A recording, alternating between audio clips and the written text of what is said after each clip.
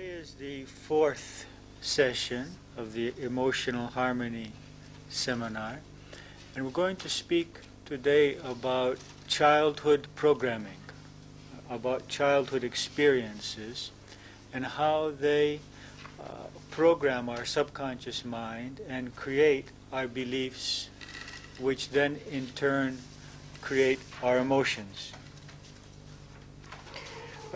We are at this point in our lives simultaneously at least two persons. One person is a conscious adult who thinks logically and sees that there is no reason to fear or to become angry or to become hurt or to feel jealous in various situations. But there's another subconscious aspect of ourselves, which is controlled by what we'll call from here on the inner child. And that inner child still feels vulnerable. It's still having a great deal of self-doubt about his security, about his self-worth, about his ability to face life, whether other people love him or not.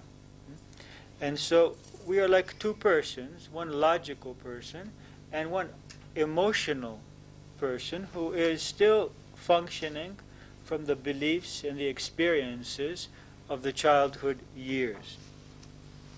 This inner child basically controls our emotional life.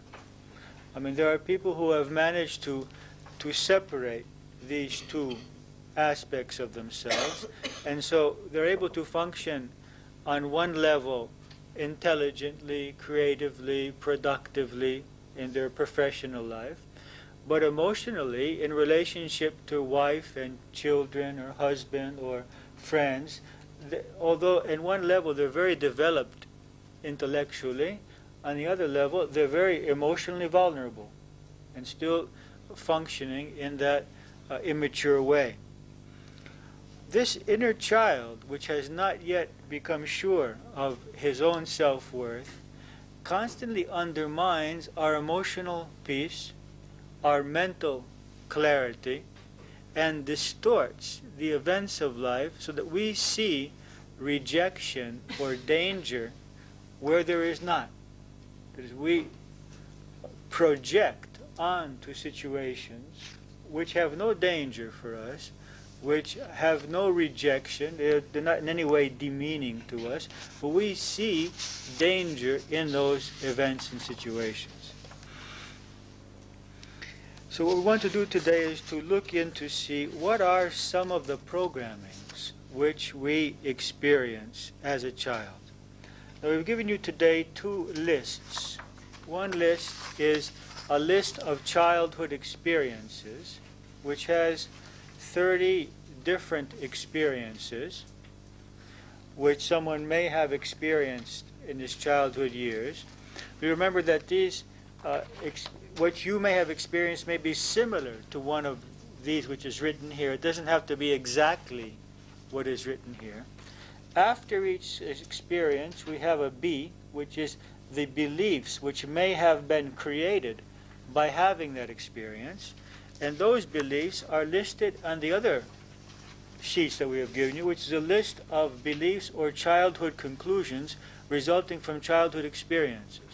So, for example, seeing experience number 1, we can see that beliefs 1 through 7, and then 13, 14, 15, 16, 70, 142, and 143 are possible beliefs which may have been generated by that particular experience.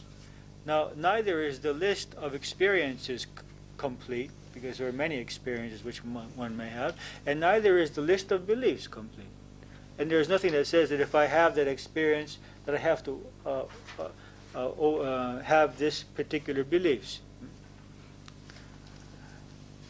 The second thing that's listed there is an R, which are the roles. We haven't given you a list of roles yet. We all play certain roles in our lives. The role of the male, of the female, of the husband, of the wife, of the parent, of the victim, of the professional, of the teacher, of the savior, the dictator, the rebellion, the rebellious one. So there are various beliefs and various experiences. I have left a space in between sets of beliefs so as to help you to find the beliefs which correlate to the specific experiences. Every time we go on to a new experience, then there's a space. Of course, some beliefs, as you can see, may come from a number of experiences. After each belief, there's a list of possible experiences which may have caused that belief. But that is by no means complete. One should not be limited by these sheets. These sheets are just to help us get started, not to limit us into believing that we have to find here the answers. Yeah? Okay. But I think they will be very useful to you, and they're the result of many years of seminars and working with people. We'll go back to those in a little while. Now, what are some of the basic messages which a child receives and which are programmed into his subconscious mind? One basic message is that you are weak and vulnerable. But this message is received in various ways. One basic way is by the worrying of the parents. When a parent worries, fears for his child, he gives a very concrete message to the child that you are in danger.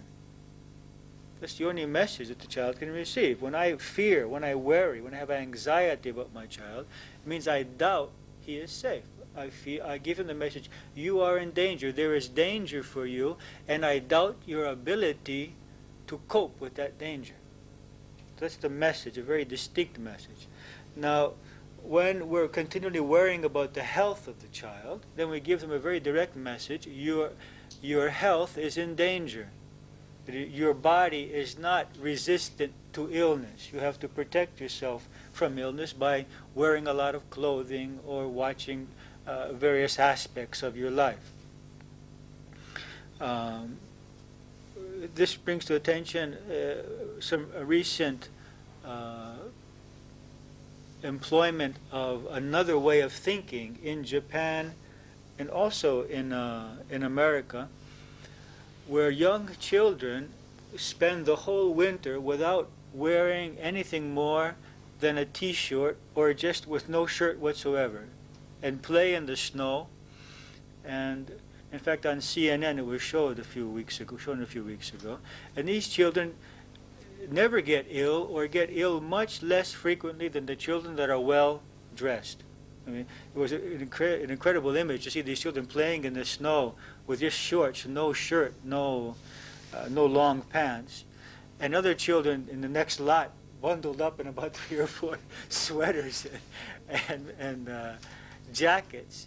And what is the message that that child who is not wearing clothing getting? That I have strength, that there is a vitality, that there is a power within my body, both a heat power but also a power against illness, and that I do not need external forms of protection from the illness. So the one very direct message we get from our parents and from the whole social system as children is that we are vulnerable. We are weak and vulnerable, especially to illness. And if we had a parent who was ill frequently, then this message is increased, it's strengthened. And if we were ill frequently, then again, this message is intensified. Also, that we are vulnerable from people, that we can be hurt by people, that we should not trust people, we should not speak to strangers, and an inherent feeling of distrust is created, and a belief that people are evil and want to harm me is programmed into the subconscious mind. That I will be hurt emotionally from people. To be hurt physically is one thing, but then to be hurt emotionally is another. And I'm programmed in that way when I see my parents hurting each other, when I see my parents hurt by others, or hurting others, or my parents hurting myself, or myself hurt by other brothers or sisters, or uncles or aunts or grandparents. So I'm programmed to believe that I am vulnerable to emotional pain from other persons. And so I begin as a small child to develop defense systems, begin to create a shell, an emotional shell around myself. Now, there are a wide variety. It's really amazing working with people and seeing the variety of defense mechanisms that people can create in their lives to protect themselves. But two basic categories of defense system are closing in, we could call this the turtle complex, just hiding in the shell, which means that they create a shell around themselves and have very little real emotional contact with people. They may have a lot of friends and a lot of social contact, interaction, but no real emotional contact with persons. And the second defense mechanism is to become aggressive and have people fear you so that they do not dare to approach you or to come and to confront you. So the one way is hiding. These are two basic mechanisms of nature itself, of hiding, of closing in, or of creating an antagonistic, an offensive energy field around ourselves by being somewhat aggressive, which causes people to stay away. The second basic message which we receive in our childhood years is that we do not know. We do not know what is best for us. We are not intelligent enough. We don't have the knowledge within ourselves to live our lives. This is programmed into us when we are told that we don't know what to eat or how much to eat or when to eat. When our parents force upon us certain amounts of food or types of food or at certain times of the day, although there is an inner guiding voice, which we could call an apostat, as in thermostat and apostat, which is completely destroyed because we're never allowed to listen to it as a child, and so we begin to doubt and lose contact with that. But then we realize, we're told, we're programmed that we don't know how to dress, we don't know how to study, we don't know when to study or how much to study, we don't know how to play or when to play, which friends we should have, and eventually what kind of profession we should do in our lives, or who we should marry. All of these things our parents consider, or others consider, that they know this better than we do. And so the inner programming is to cut off all contact with the inner guiding voice, which is in every being. It's natural that as when a kernel of corn comes into life, it comes complete with the blueprints of what it can become and what it must become. It could never become a watermelon or an apple tree. It will definitely become a cornstalk. And every being in creation has this inner blueprint. There's no being which does not have it. Only man becomes deprogrammed by society and loses contact with the basic inner voice which says what this being was born to become and to do with its life. And then we start seeking for the rest of our lives for some external answer, looking for someone to tell us how we must live our lives to be healthy, to be happy, to be fulfilled. And we put people in this position because we have lost our own assurance of our own selves, and that assurance which would allow us to follow our way of life independently as to whether it coincides with society's concepts or not, belief system or not. And we seek for parent images in people. It could be our spouse, it could be a friend, it could be an employer, it could be a teacher, it could be anyone. And we are afraid of doing something which is against their beliefs, their wishes. Then we become to feel suppressed by them, and we get in this dual relationship. We want them to tell us what to do, and we feel resentment because they're telling us what to do, and because they're suppressing us and not allowing us to live our lives as we want. But we are giving them that power by needing their approval and needing them to verify to us what we're not sure about within ourselves. And this all happens because as children we are not programmed to believe in that inner voice, which will guide us for the rest of our lives. Another message is about creativity. I believe a lot in creativity, and that's why we have this weekend seminar and a seminar in the summer, 10 days, based only on getting in touch with a creative center. When they decided to do a research study on highly creative persons, they found at the age of 45, 2% of the population is highly creative. And then decided to say, well, let's go back 44, 43, 42. And they kept doing this research studies. And until they got to the age of 7 years of age, it was still 2%. At 8 years of age, it was still 2% of high creativity. At 7 years of age, it jumped to 10%. And at 5 years of age, it jumped to 90%.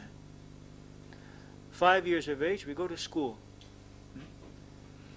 And this molding process starts. And within 2 years, 80% lose their creativity. Lose that high degree of creativity. We're talking about high degree of creativity. Not talking about normal creativity. We are not encouraged to think. We're not encouraged to express other possibilities. We are encouraged to learn to memorize. We're not encouraged to analyze, to evaluate, to judge. These are all mental processes which are not taught in school. In school we are taught to memorize, to put facts into our mind. And when there is a highly creative child, often he has a lot of problems. He's considered a behavioral problem because he cannot be molded into the natural, into the norm, which is desired in order for it to be order in the school. So both our parents and our teachers have the tendency to want us to conform to certain types of thinking and acting and reacting, which destroys our creative potential. Except for that, often we are ridiculed and laughed at or criticized because of our inability to perform some kinds of creative actions in a harmonious way, and then we become blocked towards that natural creativity. I remember that my father used to criticize my voice, which was not in harmony, and which was not harmonious, and it blocked me from a number of years from singing, and also from dancing. And it was after I went through college and eventually left my job as a chemical engineer that I began to allow myself again to experiment with expressing myself in various ways. So another message is that you cannot create, you're ridiculous if you create, you're not acceptable if you create, or that creation or creativity is for the professional creators, that is for the artists, for the dancers, for the singers, and not for the ordinary man. Why is that important? Because I believe that creativity is a basic need of mankind. And when someone does not create in his life, he cannot be fulfilled. And I believe that's one reason why a lot of people are ill with psychosomatic illnesses, and why a lot of people are not happy and don't have a lot of vitality, because there's not enough expression of their being. Each human is I consider a whole in matter, if you want to imagine that. I remember one time when I was camping, and I looked up in the sky, and I saw this huge black void, and then all of these lights. And it came to my mind an image which was ridiculous at the moment, but after a while it was a good model for me. I imagined that the sky was a black curtain, and that behind this curtain there was a tremendous light, and that all of the stars were just holes in the curtain. Now, my engineering mind said this is ridiculous, but then my philosophical mind said this is reality, because matter is a curtain, and behind the curtain of matter there is spirit, and spirit is the source of light, and that every star and every animal and every plant and every human is a hole in that curtain through which tremendous quantities of spiritual energy are coming into the earth plane, into the material plane. So this is matter, just as the moqueta is matter, and the pillow is matter, and the microphone is matter, all made up of the same atoms, the same protons, neutrons, and electrons. The difference is that here there is a spiritual energy which is gathering all of those neutrons and electrons and protons together, all of those atoms and molecules together, holding them in a certain energy pattern, and then expressing through them various forms of energy, which are thought, word, action, and various forms of energy which we cannot see at this moment. And that the purpose of my life is, and the purpose of the life of every being, is to open up that hole as much as possible, so that ever greater amounts of spiritual energy in the form of various creative activities of thought, words, actions, service, whatever it may be, may raise the level of consciousness and the level of being on the earth level, on the material level. So for me, it's a very important part of the spiritual growth process and of the process of becoming a happy and healthy being for each person, to see how he is going to express his creativity. I don't limit creativity to drawing or singing or playing music or dancing. Cooking is creativity. Creating a business is creativity. Doing scientific research is creativity. Having a garden is creativity. The fact is that I'm doing something which expresses me, and I'm doing it creatively with all the love and the energy and the vitality that I have. I'm not doing it mechanically. Okay.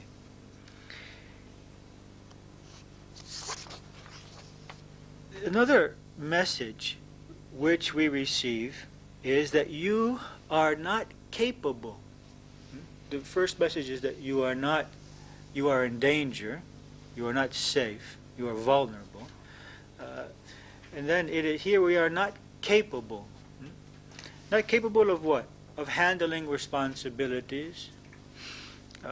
When a parent comes and says, let me do that for you, or let me show you how it's done, or you're a lazy bum and you'll never do anything with your life, and you'll never succeed, and no one will ever want you for a husband or for a wife, or no one will ever hire you. You'll never be able to keep a job since you're not responsible. And these kinds of messages, we are programmed into believing that we are not capable of succeeding at something. That succeeding at something could be a relationship, it could be a job, it could be social activities, and so we are programmed into failure.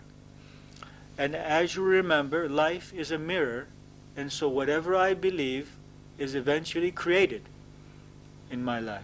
It is, my mind is formed by my thoughts, and my life is formed by my mind. So my thoughts eventually create my life. So if I believe I'm incapable, I'll create failure. If I believe I will be rejected, I will create rejection. And of course the opposite. If I believe positive things, I'll create a positive life.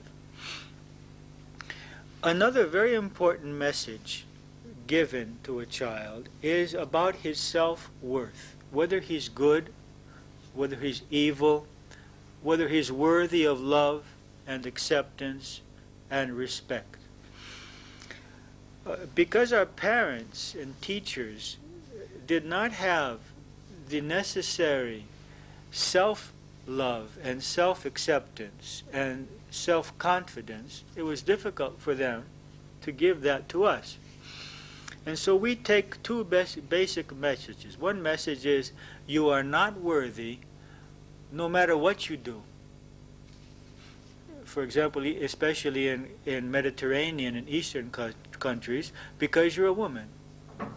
Whatever you do, you will never be able to be as worthy as a man.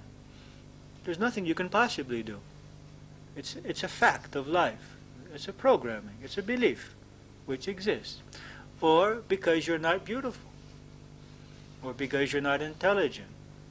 Or because I just didn't want to have a child at this time.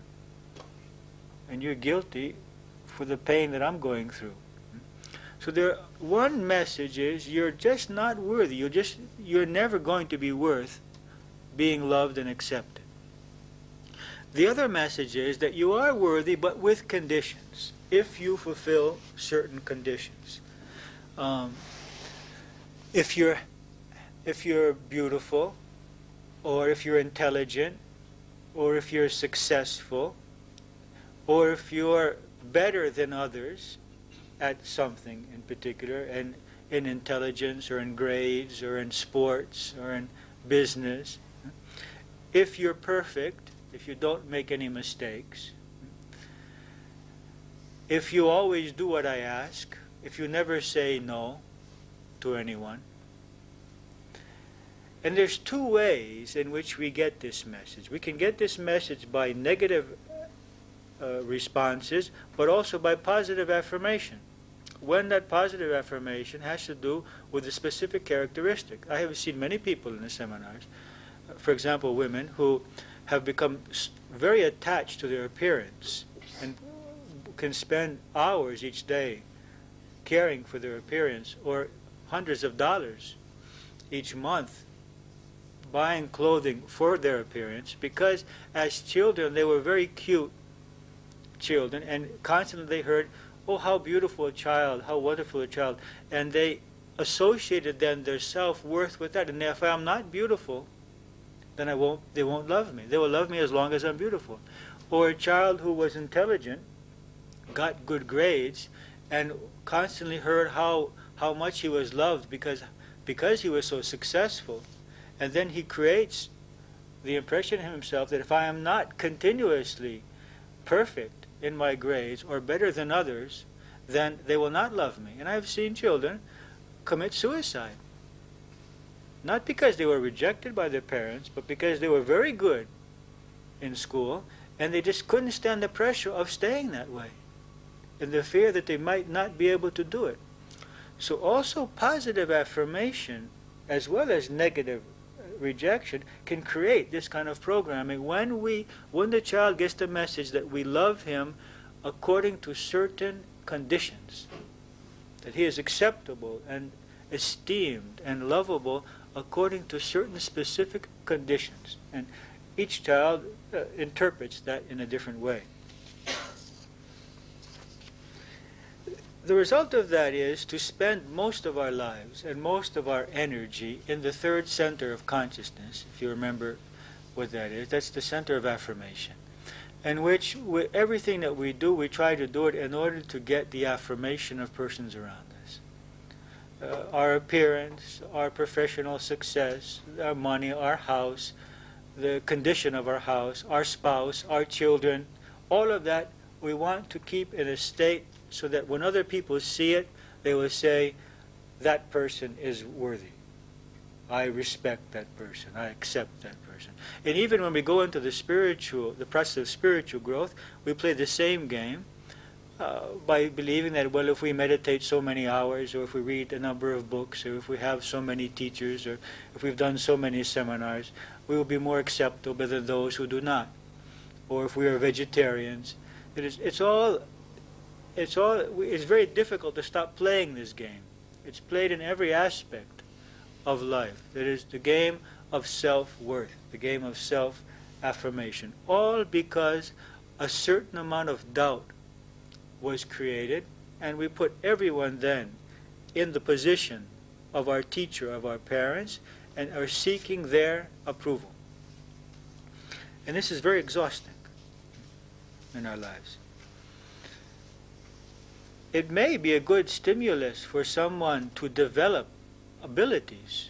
Nothing is wrong, nothing is evil in life, and this also has its role to play. That is, someone having this need to prove himself will have a stimulus then to develop a number of qualities, mental, emotional, physical, and spiritual in his life.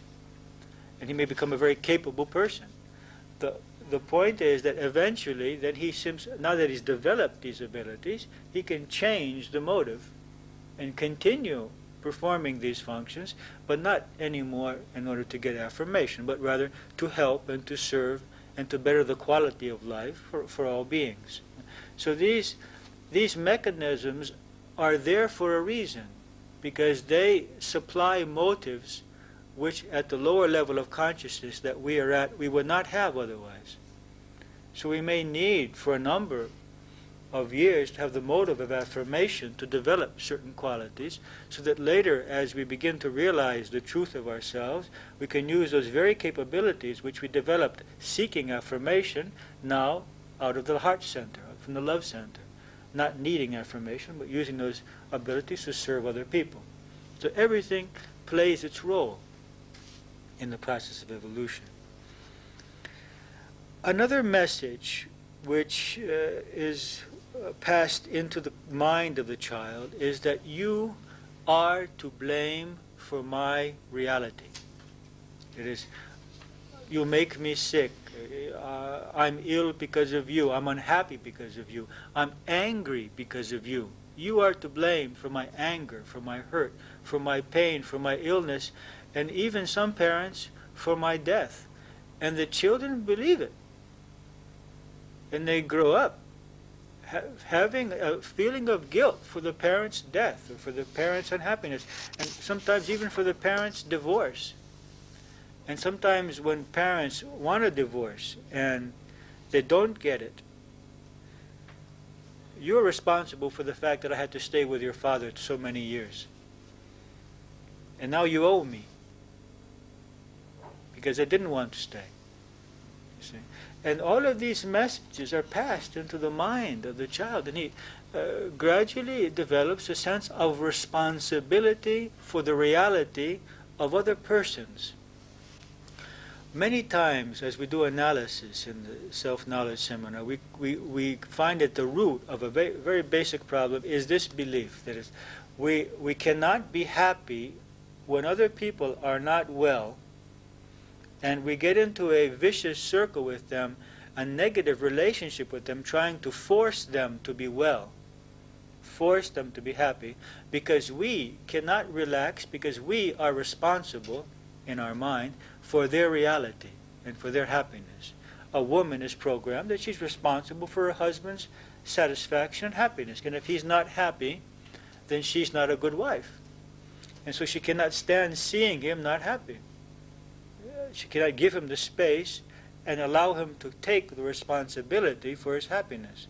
A parent cannot see his child unhappy, because I am the creator of that child. I am the creator of his reality, and tries to force the child to do what the parent believes the child must do to become happy, which may be true, may be correct, and may not be correct. But this need for you to be happy in order for me to be at peace with myself is an egotistical need. It's not only love. There may be love there also, probably is love there also, but there is also need. I cannot be at peace because I am a failure in my responsibility to create your happiness or your health or your success. And this is exactly the belief which causes many parents to destroy their relationship with their children in adolescence. Because in adolescence, the child very necessarily is going to go through a period of disturbance and a period of trying to find his own ego, his own personality. And if the parent can't dissociate himself from the sense of responsibility for the creation of the reality of that soul, then he's going to come in conflict with that soul and not allow the soul to go through the various stages he has to go through in order to find himself. So it's a belief which, even though on one hand seems to be something related to love, that is, I care very much for the other person, in reality it's actually egotistical.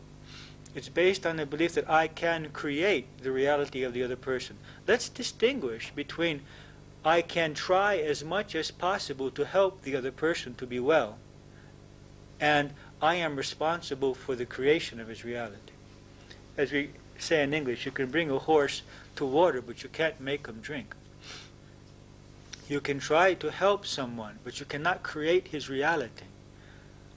At least that's my belief. I've been trying 25 years to find ways to create people's realities because I want to see people happy, and I have not found a way. I have found a way to help them, to try to show them the way, but I cannot, after 25 years of spending 10 hours a day researching that subject, I cannot, after all of those years, go into the mind of the other person and make them happy. So it's not possible. We can only try. That's all we can do. We cannot take on the responsibility, and we cannot feel failure and self-rejection because we're unable to create the happiness or the success of another person, the satisfaction of another person. In that programming, however, we are programmed to the other side of the coin. What's the other side of the coin? They are responsible for my reality.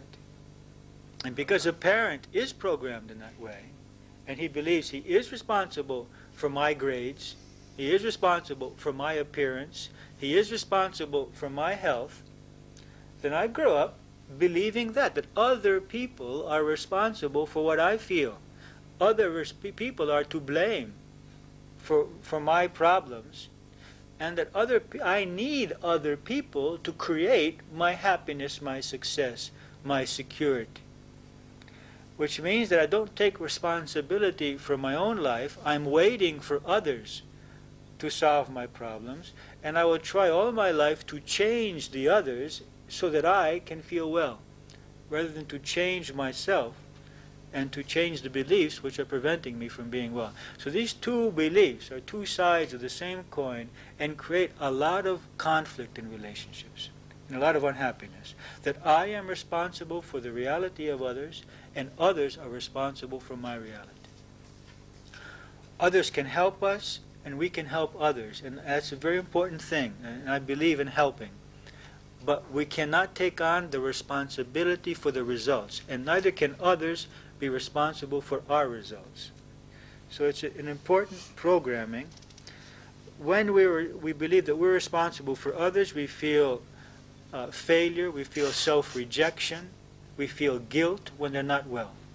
When we believe that others are responsible for our reality, we feel bitterness, we feel injustice, we feel victimized, we feel anger, we feel hurt, we feel hate, because they are preventing us from being the way we want.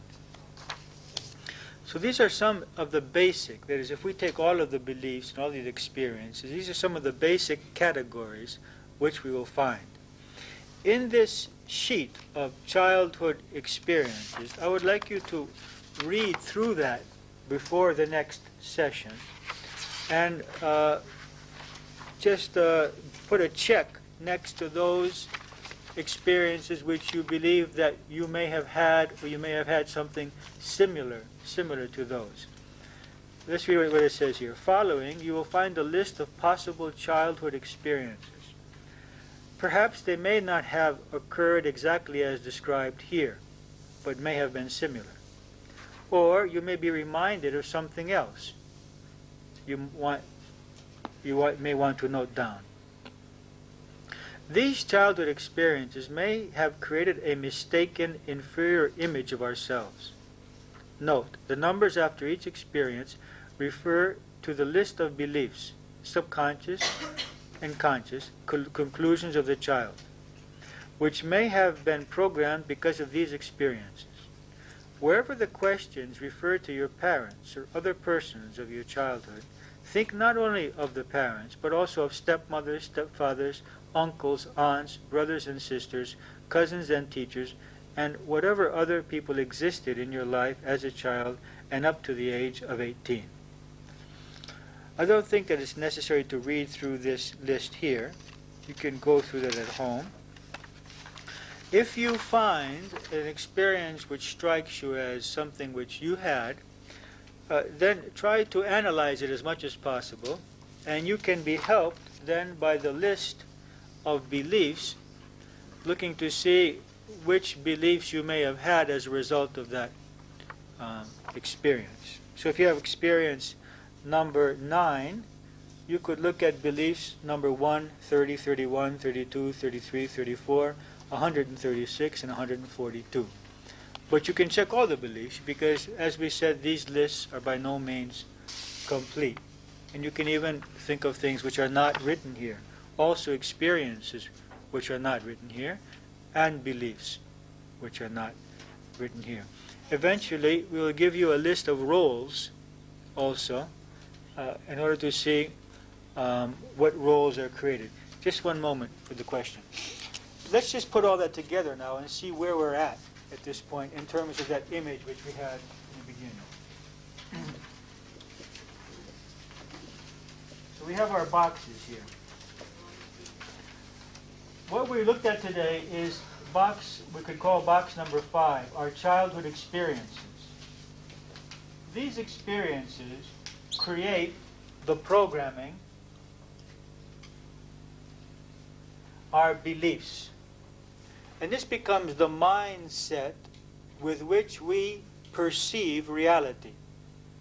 Now, we come into life with some basic tendencies. Now, where those tendencies come from, we won't discuss in this seminar. But each child is born with a character. And 2 children or 10 children experiencing the same behavior on the part of the parents, teachers, and society around him will not necessarily react in the same way. But these, in some way, these experiences do program us. And so this is a filter with which we interpret everything that we experience from here on. This programming is pretty much completed by the age of 8. But it is in a continuous process of change after that. Even now, we are changing that programming with what we are doing at this point.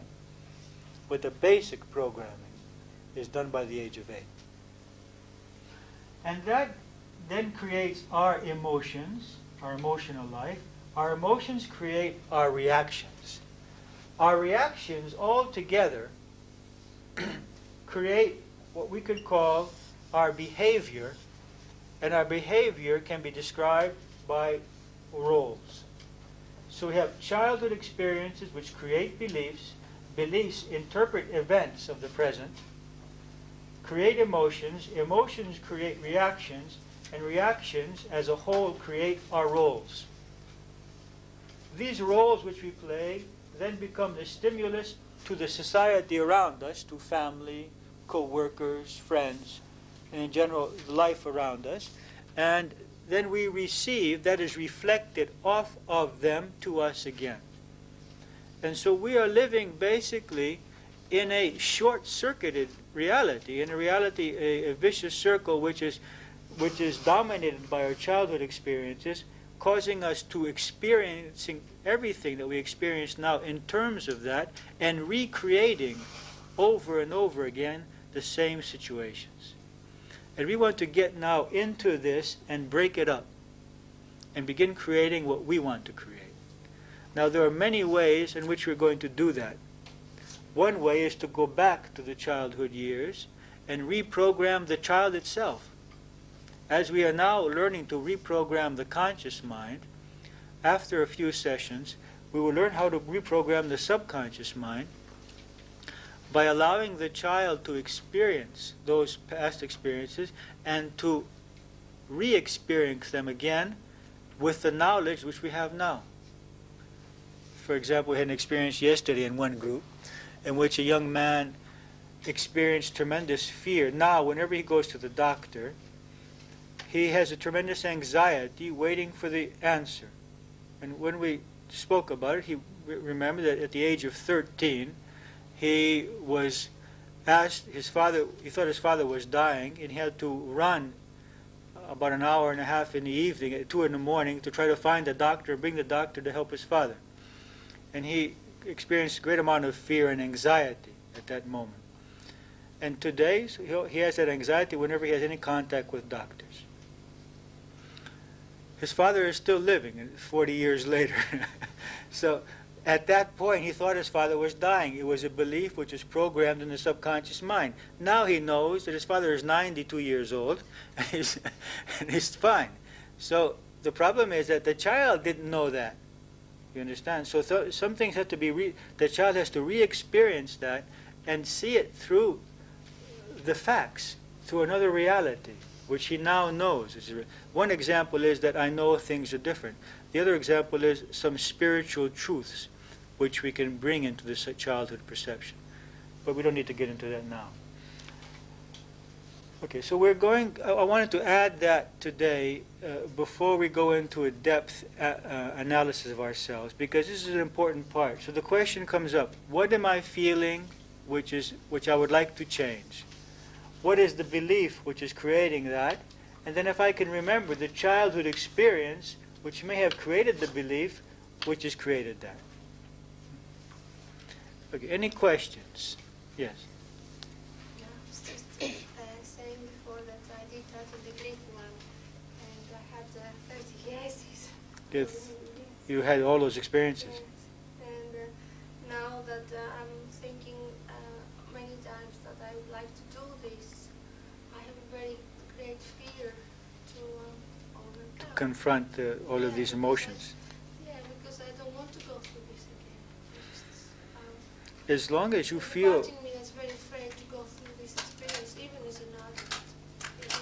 Even Yes. because it was very horrible, the way I remember it. I can understand you. But you must remember that these emotions are working on you anyway. That they're destroying your life anyway. Yes, I know. If you may not want to have all of it come at once. You may want to work on it piece by piece. And it's your choice. It is what you want to do with that.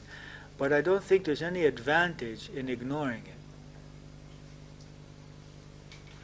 You may go through a period in which you may feel more pain than usual. But I personally think it's worth it. But it's something that you would have to decide. If you decide not to do it, it's best to stop the seminar, because the seminar will keep bringing these things up. I mean, it's better to give your attention elsewhere, because it's difficult to continue the seminar and not receive every week this kind of stimulus which causes you to remember. Is it possible that, because I have the impression that if I start getting very much into that, I might go into very deep depression? You might go through a period of depression, and if you feel that you don't have the space for that now, don't do it. I have a little daughter of 5. Mm-hmm. I don't know if I can do that, because Mm-hmm. I find myself very depressed many times when I go into these feelings, and she, I don't know how she's going to react to it. Well, I can suggest two things. One is to not do the seminar at this point, and the other is to do the seminar but not work with the childhood years. Just work in the present. My emotion is that, the belief is that, the stimulus is that, and just stay in the present. There's those two possibilities. Okay, it's just the problem is that because what I am seeing now is so much affected by what I felt then, that we usually come to a dead end when we work only with the present. You see what I mean? But it's one solution for a period of time anyway. Another possibility is if in the summer you can have the opportunity for the child to be with someone and to come to Mirinunda and do 2 or 3 weeks, you may be able to get a big chunk of that out in an environment in which you won't be in contact with the child, and then return, something like that. Okay. Any other questions? Yes? I find it difficult to draw the line between taking responsibility for somebody else and helping somebody else. I'm not quite sure. It's the difference between the action and the result. That is, with whom do you have this difficulty discriminating? With your children? With friends? With your husband? Okay. You are responsible for your motives and for the quality of your effort to help him. You cannot be responsible for the results that that effort will have. You understand what I mean? Huh? More or less, yes. For example, you are responsible to, your responsibility is to love him, to do what you believe you must do in order for him to be happy and satisfied in that relationship, and whatever your responsibilities are at home, at work, whatever your agreement is between you. But you cannot be responsible for how he interprets what you do. That is, your responsibility is to your own conscience. That you feel good. You feel that you are okay in this relationship, that you're doing whatever you can to help the other. From there on in, the reality that he is going to create is his creation. It's with your own conscience which you have to see if you're okay with your conscience. Any other questions about what we've discussed today? Yes. About what you said about the school, it's difficult because Lila, my daughter, she was saying to me today how their teacher is actually telling them, if you scream, I get sick and I have to go to the doctor. So she was saying to me today how the teacher is saying these things to them and trying to make them feel responsible for her being nervous and being upset because it's their fault. So, because she's been saying that to me for quite some time now, I went to the school one day and I spoke with the teacher and I said, look, it's not their fault. You have to understand that it's not the children's fault. She said, well, it is, because you have to make it clear to them that if they scream, they upset me. And I have to make it clear, and I become very upset. I said, yeah, but you cannot make them feel guilty.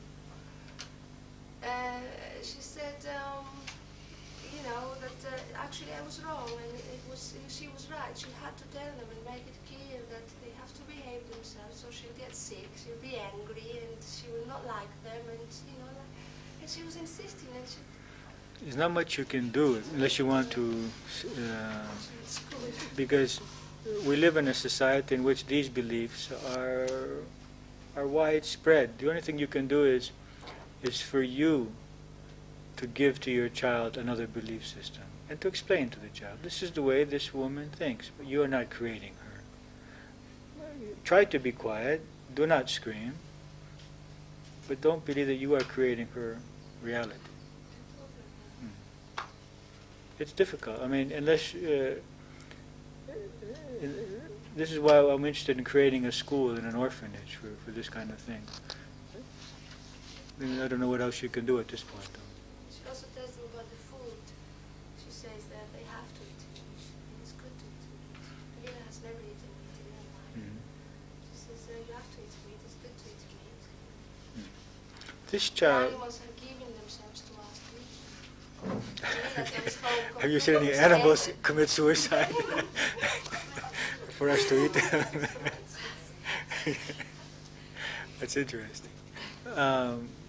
Look, this child decided to be born through you, knowing that she would receive another programming from you and receive another programming from society. Don't have anxiety about that.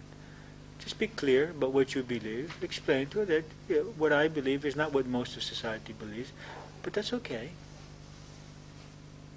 She'll have to work this out. There's nothing you can do about it, unless you want to hide her somewhere. I want you to advise me. I have a student who is 8 years old, and for me also I'm very much into creativity and these. But the child comes home at 5 o'clock every day. She eats, and then she goes straight to her room. Till 7:30 she's studying.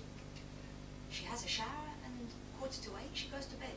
The next day, it's the same routine. And the next day, it's the same routine. And she doesn't have time to do anything else. Only her school. So, I mean, how can I... Okay, because I'm there many times a week. How we can put creativity into her life? She doesn't have time. Her mother says. And I see, because she's there every day till 7:30, till later revising. Study.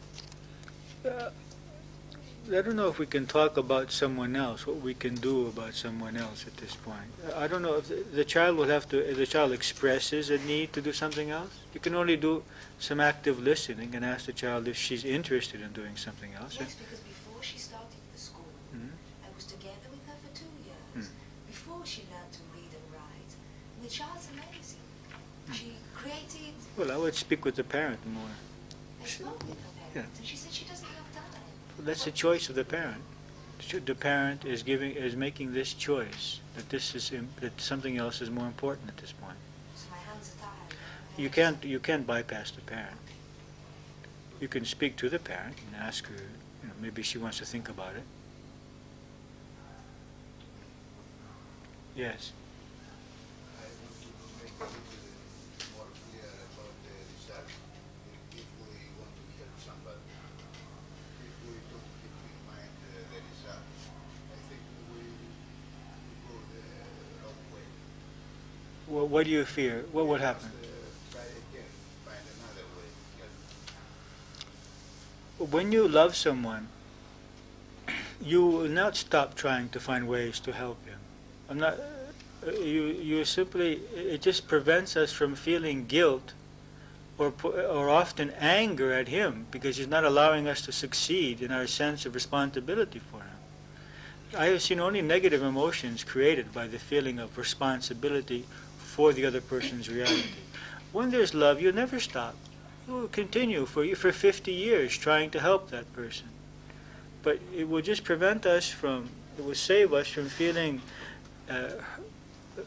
self-rejection, failure, self-rejection, and also anger. Because often a parent feels angry at the child when the child does not do what it needs to do to be well, does not do what it needs to be to be successful at school, to be successful professionally, gets angry.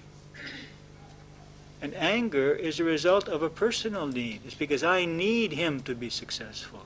I need him to do well because I feel it's my failure. It's a reflection on my self-worth. This is not love. Love will be always there to generate the need to help. But the feelings of hurt and anger and failure are the result of another belief system, which don't have to do with love. Because these are so mixed within us, it's difficult to distinguish them, and it takes a lot of work to discriminate. Anything else? As I purposely finished early today because I want us to have more time to work on the analysis. Yes, so we can shut this down. And we'll work in our groups. I see that